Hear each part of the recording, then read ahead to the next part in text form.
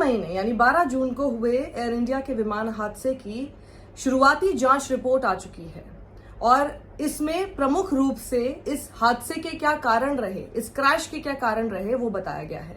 जो रिपोर्ट मैं आपको बताने जा रही हूं वो भारत के विमान दुर्घटना जांच ब्यूरो यानी AIB ने जारी किया है और इस रिपोर्ट में ये पाया गया है, जो सबसे इंपॉर्टेंट इस वक्त इंफॉर्मेशन है ये कि विमान के जो दोनों फ्यूल कंट्रोल स्विच थे वो दोनों ही टेक ऑफ के बाद यानी दोनों ही कट ऑफ पोजीशन में पाए गए।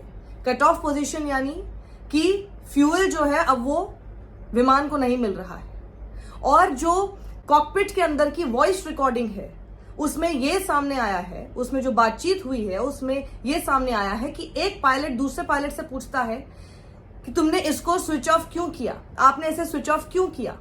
और कॉकपिट के अंदर की जो रिकॉर्डिंग है वो सामने आने के बाद ये समझ में आता है कि एक पायलट ने दूसरे पायलट से पूछा कि इसको कट ऑफ क्यों किया, तो दूसरे का जवाब आता है कि मैंने इसे कट ऑफ नहीं किया।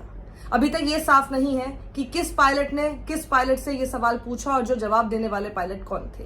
ये भी बात सामने आ चुकी है कि टेक ऑफ के समय विमान को को पायलट उड़ा रहे थे और जो मेन पायलट थे उनकी निगरानी में सब कुछ था। एयर इंडिया ने कहा है कि वो जांच एजेंसियों का सहयोग कर रही है और आपको याद ही होगा कि जब ये विमान हादसा हुआ तो उस वक्त विमान में और साथ ही ग्राउंड में कुल मिलाकर 260 लोगों की मौत हुई थी। सिर्फ एक यात्री जो कि ब्रिटिश नागरिक था, विश्वास कुमार रमेश, वो सुरक्षित बच पाया था। ये जो रिपोर्ट सामने आई है ये 15 पन्नों की रिपोर्ट है जिसमें बताया गया है कि आखिर क्या कारण रहे थे इस क्रैश के पीछे। विमान कि टेक ऑफ होने के कुछ ही सेकंड बाद आखिर ये क्रैश क्यों हुआ, उससे ठीक पहले क्या कुछ हुआ, ये सारी बातें इस रिपोर्ट में शुरुआती जांच में सामने आई हैं। तो आइए मैं आपको रिपोर्ट के हवाले से बताती हूँ। रिपोर्ट के मुताबिक, अब गौर कीजिएगा इस बात को, रिपोर्ट के मुताबिक विमान ने दोपहर 1:38 और 42 सेकंड पर अधिकतम दर्ज की गई 180 नॉट्स की एयर स्पीड हासिल की और इसके तुरंत बाद इंजन 1 और इंजन 2 के फ्यूल कट ऑफ स्विच एक एक कर रन की पोजीशन से कट ऑफ हो गए और इनके बीच 1 सेकंड का अंतर था। रिपोर्ट में यह भी बताया गया है कि इसके बाद कॉकपिट वॉइस रिकॉर्डिंग में एक पायलट दूसरे पायलट से पूछते हैं कि उन्होंने कट ऑफ क्यों किया। दूसरे पायलट ने जवाब दिया कि उन्होंने ऐसा नहीं किया और फिर क्या हुआ कि लगभग 10 सेकंड बाद यानी 1:38 और 56 सेकंड पर इंजन 1 का fuel cut off switch cut off से रन में गया और फिर 4 सेकंड बाद इंजन 2 का फ्यूल कट ऑफ स्विच भी कट ऑफ से रन में चला गया। इसका मतलब यह है कि पायलट ने विमान को नियंत्रित करने की कोशिश की। जो स्विच देखे गए कि वो कट ऑफ पोजीशन में जा चुके हैं, जैसे ये रियलाइजेशन हुआ, जब वो बातचीत हुई उसके बाद तुरंत पहला रिफ्लेक्स ये कि पहले इंजन 1 को कट ऑफ से रन में लाने की कोशिश की गई, उसके बाद फिर 4 सेकंड की गैप में जो दूसरा कट ऑफ फ्यूल स्विच था उसे कट ऑफ से रन की पोजीशन में लाने की कोशिश की गई और लगभग 9 सेकंड बाद यानी 1:39 और 5 सेकंड पर एक पायलट ने जमीन पर मौजूद एयर ट्रैफिक कंट्रोल अधिकारियों को मेडे मेडे मेडे कहकर संदेश भेजा। कोई जवाब वहां से नहीं मिला और थोड़ी ही देर बाद उस विमान को क्रैश होते हुए उन्होंने देखा। जब इंजन्स ने काम करना बंद किया तो रैम एयर टर्बाइन RAT एक छोटी प्रोपेलर जैसी डिवाइस होती है अपने आप एक्टिव हो गई ताकि इमरजेंसी में हाइड्रोलिक पावर मिल सके। ये फुटेज हमने तब एयरपोर्ट से भी जो फुटेज सामने आई थी, जो CCTV की तस्वीरें थी, उसमें भी देखा था। रिपोर्ट में कहा गया है कि एयरपोर्ट से मिली CCTV फुटेज में दिखा कि लिफ्ट ऑफ के तुरंत बाद जब विमान ऊपर उठना शुरू कर रहा था तब रैम एयर टर्बाइन यानी RAT एक्टिव हो गया था। उड़ान के रास्ते के आसपास किसी बड़ी बर्ड एक्टिविटी की जानकारी नहीं मिली, जो कि उस फुटेज में भी देखने को नहीं मिला था। एयरपोर्ट के रनवे की बाउंड्री पार करने से पहले ही विमान ने ऊंचाई खोनी शुरू कर दी थी, ये भी देखा गया था। और ये सारी चीजें सुनने के बाद आपके मन में एक सवाल एक और आ रहा होगा कि क्या जो क्रू था, जो पायलट थे, वो विमान उड़ाने के लिए फिट थे? तो उसका जवाब भी इन 15 पेजेस की रिपोर्ट में आपके सामने रखा गया है और ये कहता है कि एयर इंडिया की फ्लाइट में सवार होने से पहले पायलट्स और क्रू का टेस्ट किया गया ताकि ये सुनिश्चित हो सके कि वो विमान उड़ाने के लिए फिट हैं या नहीं। और रिपोर्ट के अनुसार दोनों पायलट्स मुंबई के थे और उड़ान के एक दिन पहले अहमदाबाद पहुंचे थे। उन्हें पर्याप्त आराम मिला था। सभी पायलट्स और क्रू का स्थानीय समय के मुताबिक लगभग दोपहर 12 बजे ब्रेथ एनालाइजर टेस्ट भी किया गया था, जिसमें वो फ्लाइट ऑपरेट करने के लिए फिट पाए गए। ये सब कुछ मैं आपको 15 पन्नों की इस रिपोर्ट के मुताबिक ही बता रही हूँ। और रिपोर्ट के मुताबिक एयर इंडिया विमान में ईंधन भरने के लिए जिन टैंक्स का इस्तेमाल किया गया था, उनमें से लिए गए फ्यूल सैंपल भी संतोषजनक पाए गए। रिपोर्ट में यह भी कहा गया है कि एपीयू फिल्टर और बाई विंग के रिफ्यूल जेटिसन वाल्व से बहुत कम मात्रा में फ्यूल सैंपल इकट्ठा किए गए हैं। रिपोर्ट के अनुसार इन सैंपल्स की जांच उस लैब में की जाएगी जो इतनी कम मात्रा में भी जांच करने में सक्षम हो। यानी इसका मतलब यह है कि इस रिपोर्ट में और ज्यादा एक्यूरेसी आने के अभी चांस हैं।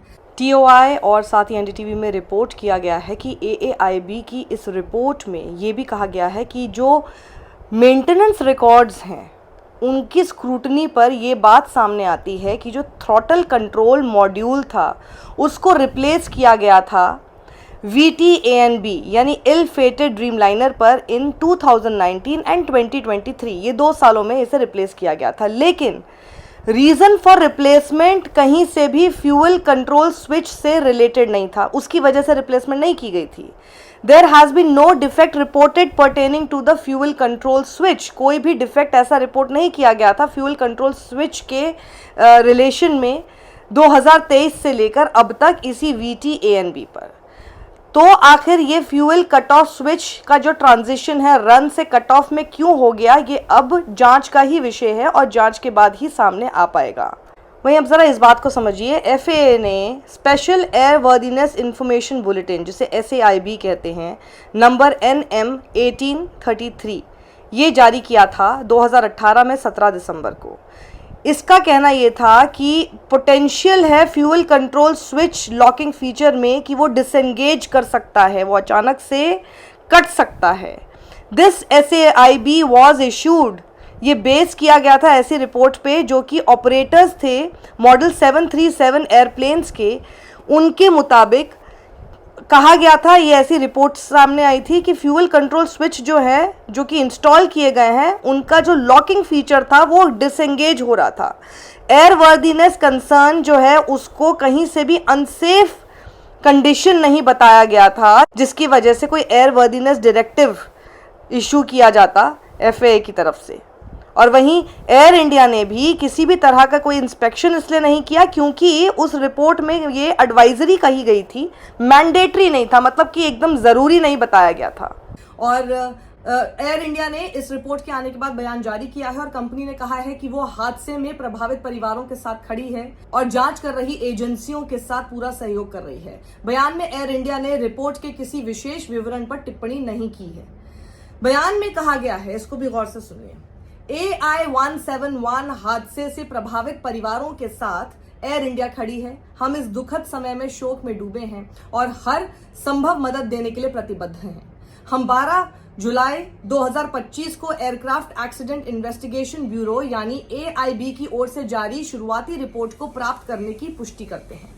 एयर इंडिया सभी संबंधित पक्षों, जिनमें नियामक भी शामिल हैं, के साथ मिलकर काम कर रही है। हम AIB और अन्य अधिकारियों के साथ जांच में पूरा सहयोग जारी रखेंगे। चूंकि जांच अभी जारी है, इसलिए हम किसी भी विशेष विवरण पर टिप्पणी नहीं कर सकते और ऐसे सभी सवालों के लिए AIB से संपर्क करने का अनुरोध करते हैं। लेकिन बोइंग एयरक्राफ्ट या इंजन को लेकर कोई एडवाइजरी जारी नहीं की गई थी। इस रिपोर्ट में जो बात सबसे अलग नजर आती है वो ये है कि अब तक बोइंग ड्रीमलाइनर 787 या इस विमान में इस्तेमाल होने वाले GEnx-1B इंजन ऑपरेटर्स के लिए कोई एडवाइजरी जारी नहीं की गई है। फिलहाल तकनीकी खराबी की आशंका से इनकार किया गया है, लेकिन हमें और जानकारी का इंतजार करना होगा क्योंकि ये केवल शुरुआती रिपोर्ट है। हालांकि रिपोर्ट में कुछ चीजें चौंकाने वाली हैं और उसको थोड़ा सा ध्यान से समझिए। एक पायलट ने दूसरे पायलट से पूछा कि तुमने इसे स्विच ऑफ क्यों किया, और दूसरे ने कहा कि मैंने स्विच ऑफ नहीं किया।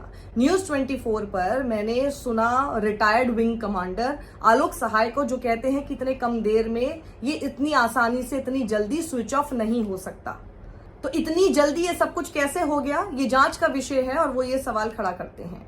वहीं वो ये भी कहते हैं कि केवल 3 सेकंड में कोई भी पायलट ऐसे कट ऑफ नहीं कर सकता। ये कोई ऐसा स्विच नहीं है जो हम सोच रहे हैं कि हमारे घर में लगा हुआ है और हमने ऐसे उसको बस स्विच ऑफ कर दिया। और इसे अगर मैं आपको आम भाषा में समझाऊं तो ऐसा है कि मतलब ये नहीं कि आप गाड़ी में बैठे और आपने बस स्टार्ट या ऑफ कर दिया। वही एक्सपर्ट कहते हैं और वही सवाल उठाते हैं कि यदि मान भी लिया जाए कि एक पायलट ने कट ऑफ कर दिया तो दूसरा पायलट भी वहां मौजूद होगा, उसे वो कैसे कट ऑफ होता हुआ दिखाई नहीं दिया, क्योंकि वो जटिल प्रक्रिया है, वो सामने होता हुआ दिखाई देगा और वो फिर उस पर क्वेश्चन करते। और इसलिए रिटायर्ड विंग कमांडर आलोक सहाय तो ये पूरी सिचुएशन और रिपोर्ट देखने के बाद जितनी भी बातें सामने आई हैं उसको देखकर किसी भी तरह से कॉकपिट में सबोटाज की बात से इनकार करते हैं और कॉकपिट में कोई तीसरा शख्स आ नहीं सकता। जो सब भी देखने को मिल रहा है तो वो यही कहते हैं कि 3 सेकंड के अंदर कोई भी पायलट इस तरह से कट ऑफ कर ही नहीं सकता। और वो कट ऑफ की पोजीशन में शुरू में नहीं था, वो तो इसी बात से पता चलता है कि वो पूरे फुल थ्रॉटल के साथ टेक ऑफ किया है। वहीं एक बड़ी बात यह है कि ड्रीम लाइनर में यूज होने वाले इंजन को लेकर कोई ऑपरेटिव एडवाइजरी जारी क्यों नहीं की गई थी। और इस रिपोर्ट के आने के बाद अब कई सारे सवाल बने हुए हैं जिनके जवाब अब एयर इंडिया और AAIB को देने जरूरी हैं। क्या ये तकनीकी गड़बड़ी थी? सबसे बड़ा सवाल ये है, क्या ये सॉफ्टवेयर या इंजन से जुड़ी कोई समस्या थी? इस पर जवाब देना होगा। या फिर क्या ये कोई मानवीय भूल थी? ये सवाल इसलिए उठ रहे हैं क्योंकि AAIB की इस प्रारंभिक रिपोर्ट में अभी कुछ भी साफ नहीं है। सिर्फ जानकारियां आपके सामने आई हैं, लेकिन इसका क्या कयास लगाया जाए, क्या इसका कंक्लूजन हो, वो साफ नहीं है। तो इस रिपोर्ट को आप इस तरह से समझिए कि सांप भी नहीं मरा और लाठी भी नहीं टूटी। सत्यमेव जयते।